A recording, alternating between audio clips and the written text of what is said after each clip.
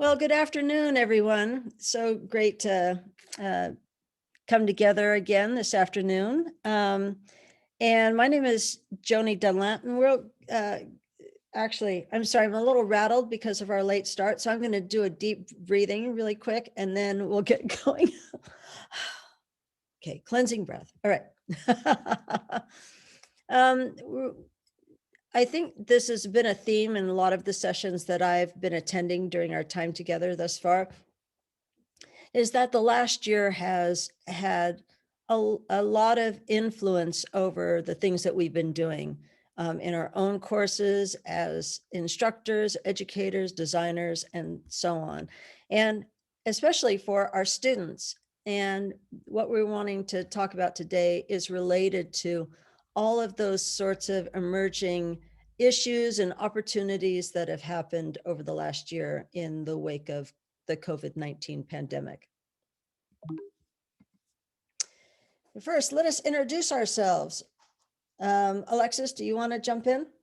Hi, good to see a lot of familiar names and faces. My name's Alexis Stoddard. I'm an instructional designer with the University of Colorado, and I'm also a doctoral student. So it's been good to be a part of a few presentations today. And then there's another colleague who's working on this particular project with us as well, Patrick Lowenthal at Boise State University. And so just a really quick background to get us started, so you have more context for where this project came from, is that 10 years ago, Patrick and I collected stories from students, from colleagues all over, where they described their best learning experience. And these were really amazingly rich, wonderful stories that people shared. And we used those to look at if there were any themes, consistencies across people's experiences when they consider what made a really positive, a best, a memorable learning experience. And 10 years ago, nobody said anything about online experiences. They were really void. And even recently, when in the last year, I did the same activity where I asked people to share their best learning experience stories. None of them talked about the online experience. They were all very focused on things that had happened in their classroom experiences. And so we could spend a lot of time talking about the whys behind that.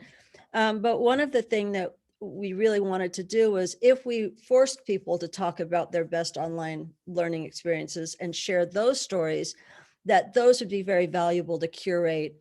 And we would all be able to use that curation for professional learning to guide our own teaching and our own course design.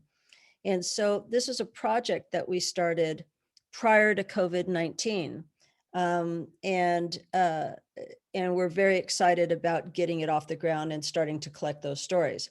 Then the pandemic happened, and really our curiosity changed. We sort of took a shift there because everyone was, I think about it as drinking from a fire hose. Everyone was needing to so quickly get online and to start teaching online, either remotely or using synchronous or asynchronous platforms and so on, that really we put the one project aside and wanted to start collecting stories and people's strategies around what they had to do to suddenly get online, and what they were finding was really helpful in all of their trials and tribulations, all their initial guesswork, whether that had paid off, and what they had ended up doing that ended up being really effective. And so that's where this project sort of came from. And we invited Alexis to join us in this pursuit. And so basically the big question for this project was, how did your teaching change? And in the chat, we're sharing not only a link to these slides, but also a link to the Google form that we created so that we could start curating people's experiences as educators and designers during this time. And so this is an invitation to all of you as well to complete the form, but also to share it out widely with anyone you think who would be interested in contributing.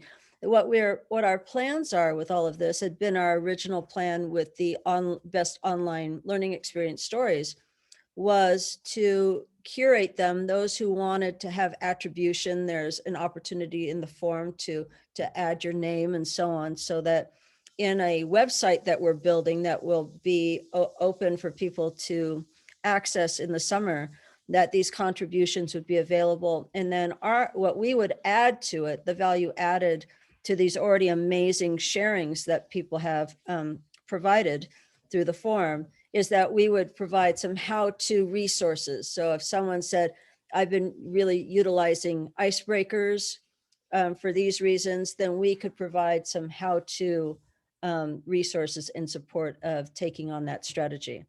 So here's an opportunity to contribute to something we hope will be really valuable to people in the future. So the questions that we ask in the form actually sort of boil down into these 6 main areas. We really started to think about these 6 areas based on all the conversations that the 3 of us were having with our own students, with colleagues, with the people that we were working with, that it seemed like the new things people were trying during the pandemic, a big category around new technologies, but they also seem to fall into then these remaining 5 around health and well-being, communication, achievement and success, how they were changing their content, their structure, their timelines, the way they were presenting material for students, and cultivating relationships became very important, and people had many strategies to share in that area as well. So our plan today is to actually go through some of these questions together. We have shared the link to the form in hopes that actually you will take the survey yourself and add to this wealth of knowledge. But this is an opportunity for us to share together right here and get some ideas about how we've improved, adjusted, changed, survived the past 12 plus months of our new reality. So in the chat, or feel free to unmute yourself, please add a few, 1 to 3 technologies that you all have used in the past year that have really made a difference for you.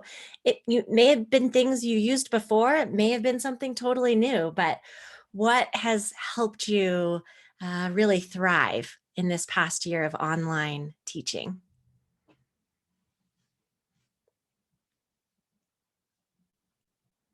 We always love live voices too, but type away or just unmute yourself.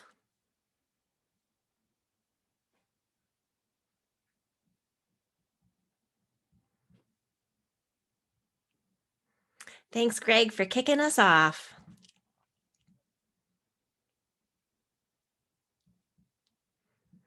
I know I wouldn't have survived this last year if I didn't have Slack.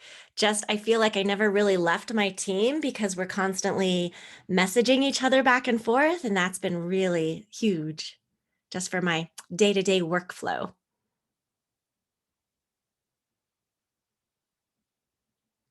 Oh, my son used to use Class Dojo, and it was really helpful, yeah, for keeping up with what he was doing. And I think it was kindergarten. Zoom, Slack, Blackboard Ally.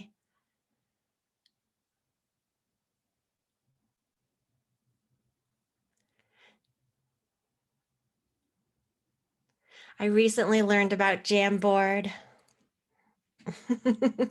No worries, Moses. Suddenly, it was in April. I don't know if everyone else experienced this, but every Zoom meeting I attended, there was a Jamboard component for every. It came to the forefront again. And I have never heard of Grackle Docs. If you want to elaborate, Nikki, I'd love to hear a little more about what they are.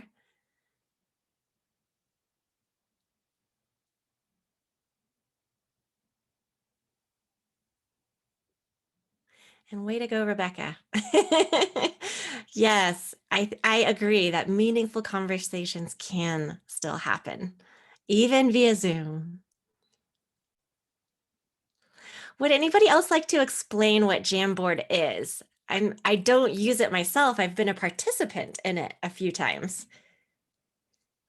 I could just, I mean, I actually haven't used it much myself, but it basically it's a Google thing, and it Mhm. allows you to put sticky notes. We actually just used it this morning, Hmm. put sticky notes up. So you can sort of like for brainstorming, or, like Yeah. if you like when you put a note up on the wall and say, trying to get thoughts out in a hurry or something.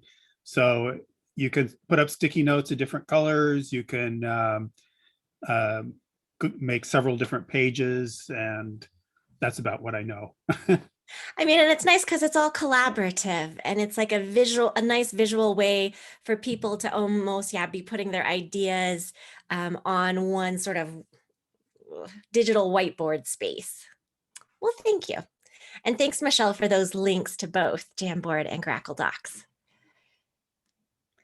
So I'm going to share now another encouragement for you all to complete the form is that you all have brought up some technologies that haven't been mentioned yet in the sharings that we've already curated. Here is sort of a basic list of those, and they broke down into 4 main types of categories: content presentation, interaction, communication, collaboration, and learning management.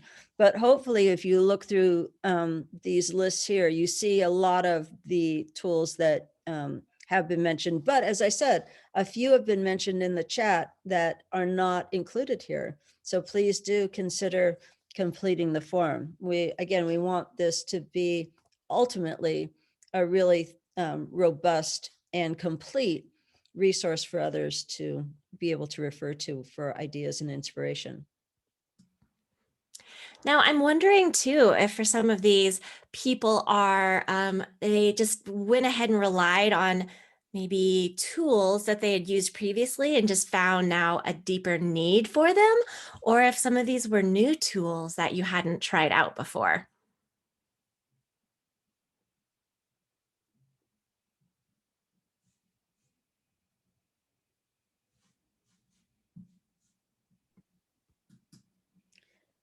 I'm going to move us forward to the next question. Sure. Oh, before that, we did try to capture a few of the actual contributions that people have shared that sort of capture these ideas, and I'll just read these two. I tried some stuff on Discord and got good at Zoom, but I actually reined in what I was using and have landed on trying to squeeze every ounce of utility from the Google Suite. Got creative about using Google Docs, Jamboard, tables, slides, etc., because it became clear that this was the most universally accessible platform. So sort of piggybacking on what you were saying, Alexis, about these are tools maybe already in this person's toolbox and just got better at using them and using them more thoroughly, using them in a lot of different ways. And then another sharing was, I don't think that I started using new technologies, I just used them differently. So again, sort of capturing what you were sharing.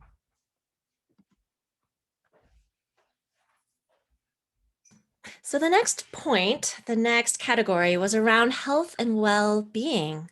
So we're going to make you do all the work here. What strategies around health and well-being, whether it was for you or your students, have made a difference for you in the past year?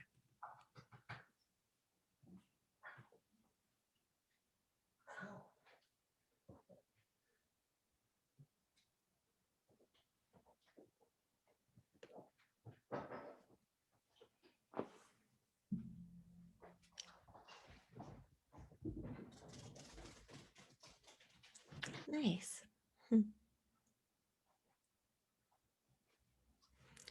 I like hearing some of these ideas about ways we're still checking in on each other, building that form of community, especially when we might not be able to just tell by looking at somebody. You really have no idea how they might be doing. So it's nice to have some check-ins.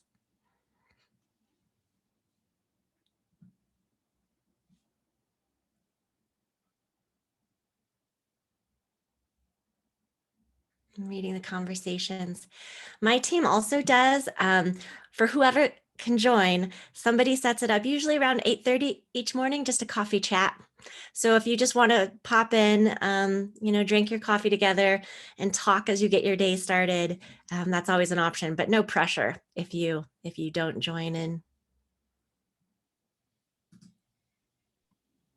In a session this morning, someone mentioned doing more things like yoga breaks and just even breaks. So if we're coming together for a remote session in Zoom for the next 2 hours, then we're going to break up that time with some health and well-being breaks. Mm-hmm. A lot more noontime workouts for me. I love what everyone is sharing. And again, it's going to be a broken record where Alexis and I encourage you to share these experiences via the forum as well, because they're just so rich and valuable. Here are some of the categories that came up with what people have shared via the forum thus far. And again, it sort of broke down into 4 categories. The whole area of reaching out, which has been mentioned in chat, and the frequency of that reaching out. So doing it more either daily, multiple times during the week, having a lot more open meetings, and frequency in terms of how quickly people were responding as well. Flexibility and empathy was a huge category of sharing via the forum so far, that people really have realized that they had to be more agile as educators and as designers, but also that they needed to use that to have a more flexible mindset in how they were working with students as well. And things about like mentioning the yoga and exercise breaks, but being flexible about deadlines and even webcam use and so on, to just have more empathy for the learning audience. And then the 4th category was adjusted requirements with things like cutting back. A lot of people mentioned how they cut back and focused on the essence. So on main objectives and main projects that they really wanted to help students accomplish, and setting some of the other activities aside, focusing more on formative assessment activities as opposed to summative activities, and so on. I'll be really curious to see if people continue with some of these more adjusted or flexible policies, because who's to say when COVID is over, and perhaps these have made some differences that we want to continue. Absolutely. I know that this whole experience of the last year has certainly changed my practice, and for long term, and I think for the good. And here's some sample contributions from people so that you can sort of hear it in their own words. I cut back on some learning targets, but kept the same rigor, allowed more flexibility in due dates, communicated more often, was intentional in making sure that I was attending to their social, emotional health in all of my communications, and revised discussion prompts to focus more on professional challenges during the pandemic. A second thought that this person shared was responding quickly to emails, extending or getting rid of deadlines, being compassionate when discussing things with students, reducing requirements, relaxing grading, using students' names in videos. You'd be surprised at how often so far using students' names has come up as a strategy. And then the 3rd contribution here, many more check-ins, time for them to just share and process their worlds before class, many more screen breaks, more one-on-one communication, additional flexibility with due dates, more acknowledgement and validation from me that times are a bit tougher. I like sort of just the reminder that there's that there's a person behind the student. And I think that's what a lot of these comments and ideas are getting at, that we're not just test takers and people to be graded, that we have these rich lives that are all pretty complicated, even without a pandemic on top of it all.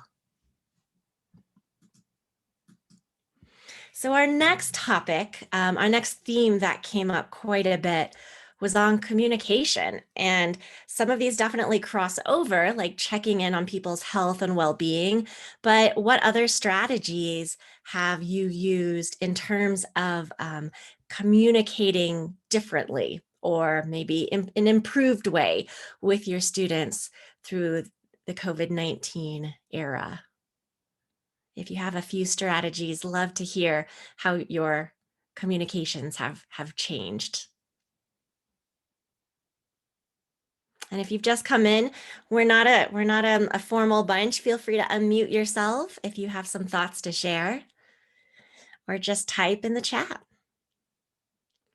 And Joni's sharing links again, so you can add your own ideas to these Google Forms and check out the slides with others.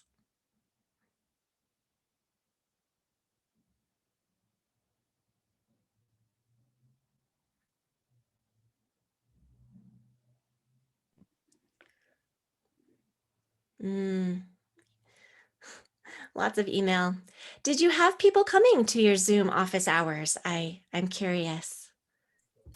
Yes, yeah, I do. Yeah. I teach international students, and so I have students in many, many different time zones right now. Many of them went back to their home countries. And so I try to keep them at a time when it's possible for students to come and meet me, but I also try to be flexible in case for some students it might be 3 in the morning, or, maybe I can change a little bit. Or Yes, I think that's really, really crucial. Yeah, and I used to do like a lot of office hours, and I found, because I also have students from around the world, setting up, I use Calendly a lot to have students so they can see what's available on my calendar, and I try to have extended hours. It's longer than just like my normal work hours. So for those who need an early morning, I mean, as long as I'm available, I don't mind. And those maybe who want to check in later. And it's been really, I think, one of my most rewarding parts is to have some of those one-on-ones. Ooh, I like this idea of really short, kind of like jam-packed professional development. Like, I can do 20 minutes on Zoom.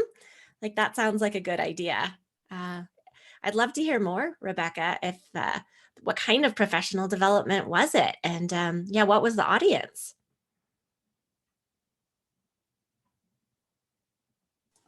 So rather than type, I'll just talk.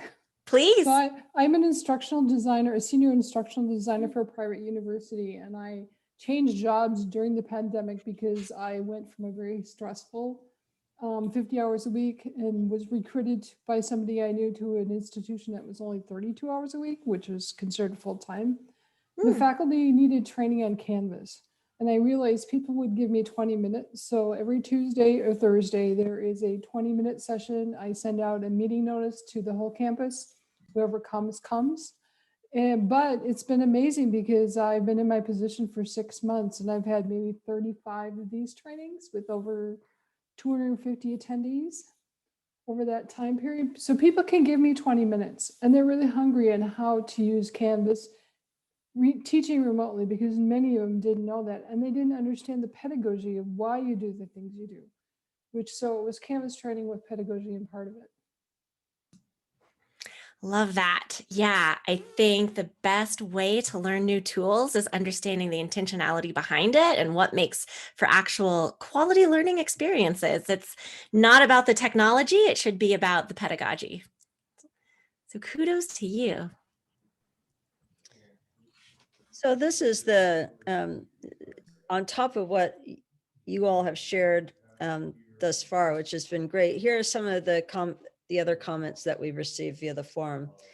And one of that I would add to the scheduling, if I was adding my content here, one of the huge things I did because of that in my mind, a requirement to have more one-on-one meetings, is that I'm on a couple of boards, and to organize volunteers and so on for various events on those boards, we use Sign Up Genius to get people to sign up into slots. And so I use Sign Up Genius to indicate, for the upcoming weeks, where my availability is.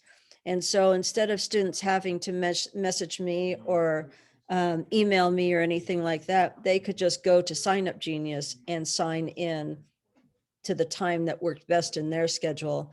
And so there was no back communication. I could just go to the Sign Up Genius and see, oh, I've got a meeting coming up with Alexis. And so I would know just to be in Zoom at that time. And so that was a technology, a tool that I hadn't been using at all, that I actually will continue to use in the future because it helped me more efficiently deal with this desire to have more one-on-one communication, cut down on some email if I could, and just have it be more efficient for all of us to be able to connect, to have those one-on-ones.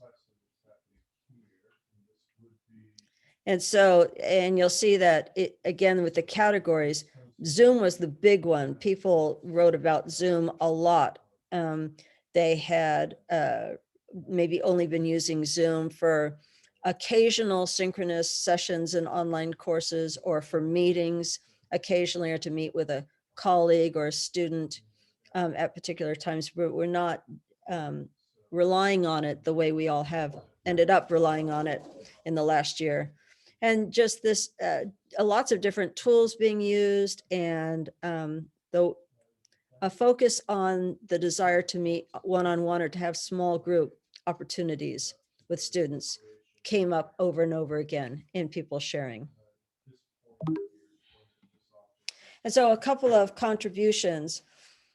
One person shared, I was honest with them. I set an expectation that checking in with one another was important, and I made students feel valued when they had struggles and concerns. And then another contribution was I started giving them my home number, embedded feedback into activities so they'd get at least semi-personalized on-the-spot help, taught them to take a screenshot, held extended office hours via Zoom, scheduled one-on-one appointments in week 2 of each class. Zoom lectures with synchronous sections were expected to attend, but which you could make up by listening to the recording and contributing to that day's discussion board. So that was sort of a full example of all the things someone did to rethink their communication strategies. And I really was struck by the taught them to take a screenshot. That, I think, I would have taken that for granted that people knew how to do that, but that was so important starting in the pandemic, with people needing to troubleshoot for their students what was going on the students' end, that being able to take a screenshot so that you'd have a chance of seeing what was going on became really important. So, achievement and success, the other topic that came up quite a bit, and we're going to make you share again. So this is about, how do you make students feel like they know you want them to be successful? How are you encouraging students or motivating students? How do you let students know that you really are there trying to support their achievement? So this is kind of the feel-good side of learning for me. And especially if you know they're going through a lot and maybe you hadn't done online teaching before, or maybe it's just now loaded up on top of everything else. How do you let students know you really care about them being successful?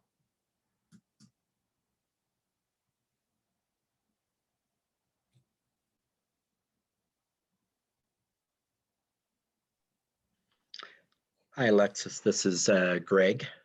Hi. Hello. I'm not sure I'm really going to answer your question, but I'd be curious.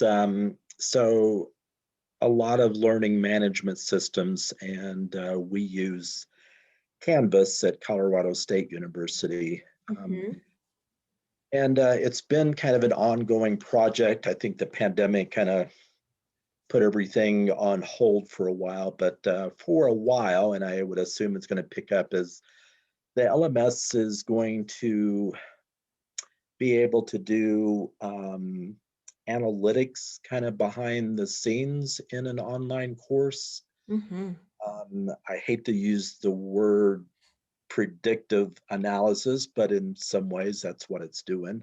Yeah. And sending alerts to students. That seems very dehumanizing in a way. But I think as time goes on, we're going to look at those tools and use those tools as part of the toolkit to engage students and to let them know we are interested. Here are some things we've gathered data on, right? Here's how we can address these issues. Here's how I, as an instructor, can personalize that and help you. So with that as a backdrop, are you, this is more of a question for you guys, are you seeing that as a potential trend and as part of the toolkit that would allow us to engage and encourage and support students?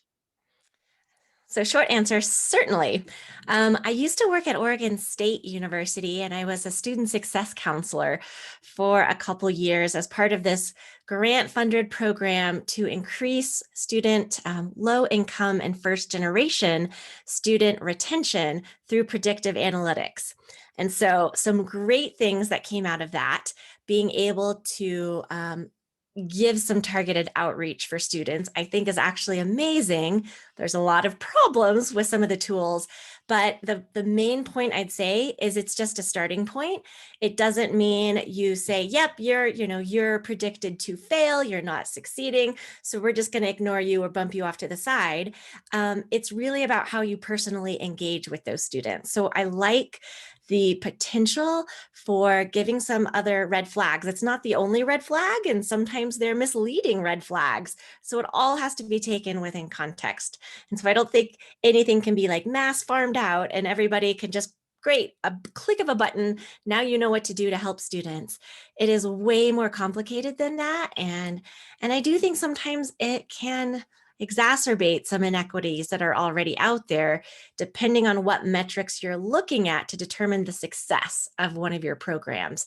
But I do, I mean, I am someone sometimes who does use, if it's a big class, and I might use in Canvas one of those buttons where you can click and say who message any student who hasn't turned in an assignment, just to sort of check in on them. So sometimes there are these shortcuts, but again, it's a complicated topic, and I think anytime you're thinking about how to reach learners, you're in a good spot. So a good first step for many, perhaps. Thank you. Yeah.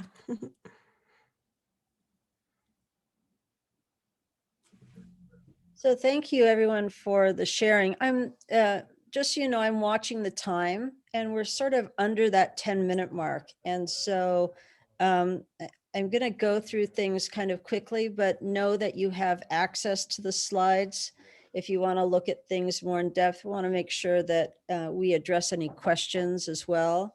So just sharing, I'm going to share sort of the main slides for each of the categories that have come up in the forum. So with achievement and success, you all have already contributed some great strategies. Here are some other things that— And this is Jerry. And so I'd say since we got off to a 7-minute late start, you guys could have a couple minutes over. I'd say hard stop at 55. Okay, and I'm turning the host over to Tim Chase because I have to go moderate another session. Thank you. And so here are some of the things and things that you all have already said around positive messaging, creating more support materials, really having a clear focus on learners, and then thinking about feedback and revision. And probably I spent a lot of time creating support materials, trying to develop templates, looking for models and examples. So if I was asking people to complete a presentation project, well, could I share some examples of presentation projects so that it was clear what my expectations were. How much could I provide support structures for those? And then really, I shared in a session this morning, my work in sort of grading less or ungrading, and really focusing a lot on feedback and revision cycles and working towards mastery as opposed to working towards a more summative assessment perspective. A lot of people talked about those types of activities as well as being very important in their teaching strategies during the pandemic and hopefully into the future. I'm going to skip the contributions. You know that they're in the slides for you to look at later. But I wanted to also share sort of the feedback about content structure and timelines. This came up again a lot in people's comments, being more sort of having a high flex mindset, especially for educators who are working with students who actually, some of them were in a classroom and some of them were online, and how to work with both of those groups, that multi-audience sort of approach. Attended a great presentation yesterday where the presenters were talking about working with that sort of multi-audience, high flex approach. Attention to the essence. So people talked about how, well, when this all happened, I went back to the learning objectives and I really, what do we need to achieve? What are the activities and the resources that are going to help us get focused on those and get that work done? So these are the types of things that people certainly shared. Alexis, did you have anything you wanted to add?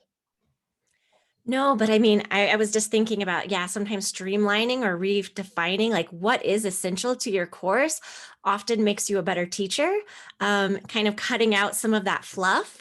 And so there's plenty to talk about. And that's kind of what we hit on in our Marie Kondo presentation earlier this morning. So reach out to us if you want to learn more about that, how to kind of condense your course into some shorter timeframes. Yeah, I'm seeing that all of our presentations are coming together.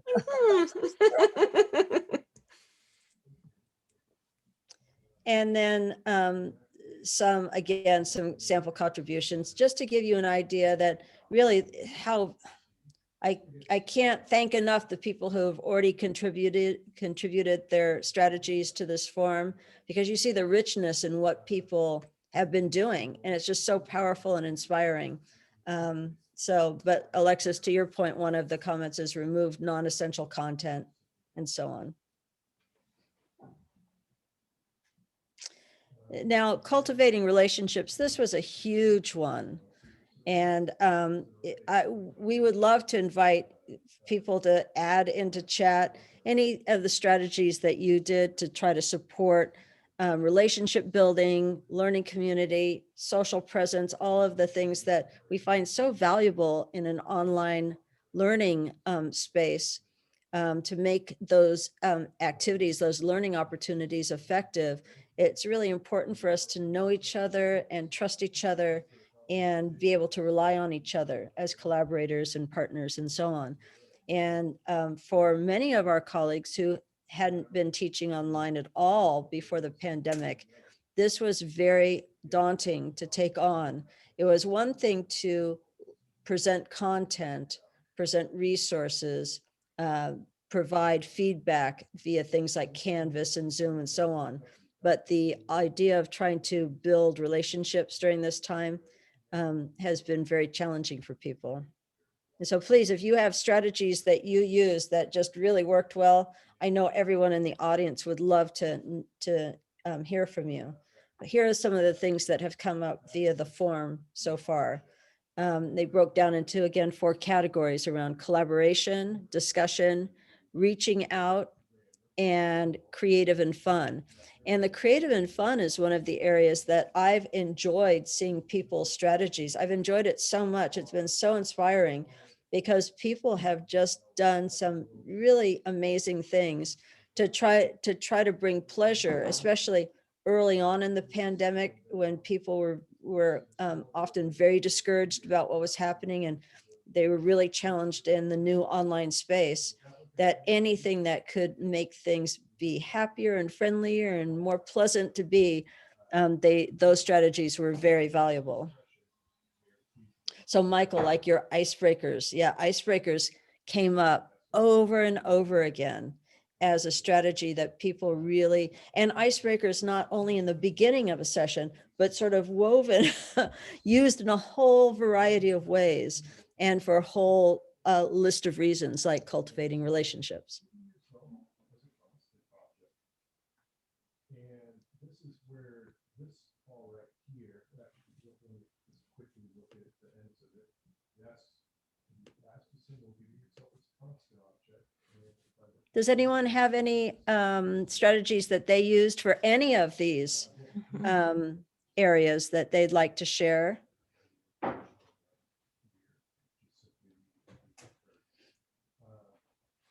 And if not, we have about 5 minutes. We were given an additional 5 minutes because everything started late. If you have any sort of burning questions for us or anything that you would like to ask, we are available. While you're thinking about that, I'll share some of the contributions that people made around cultivating relationships.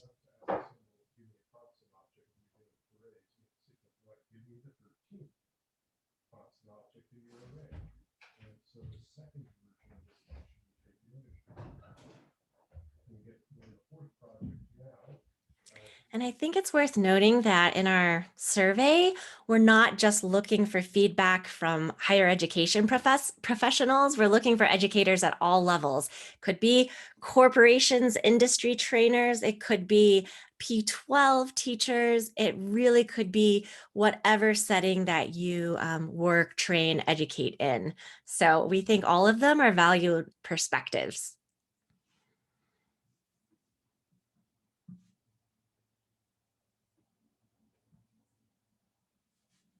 And thanks again for sticking with us despite a rough start.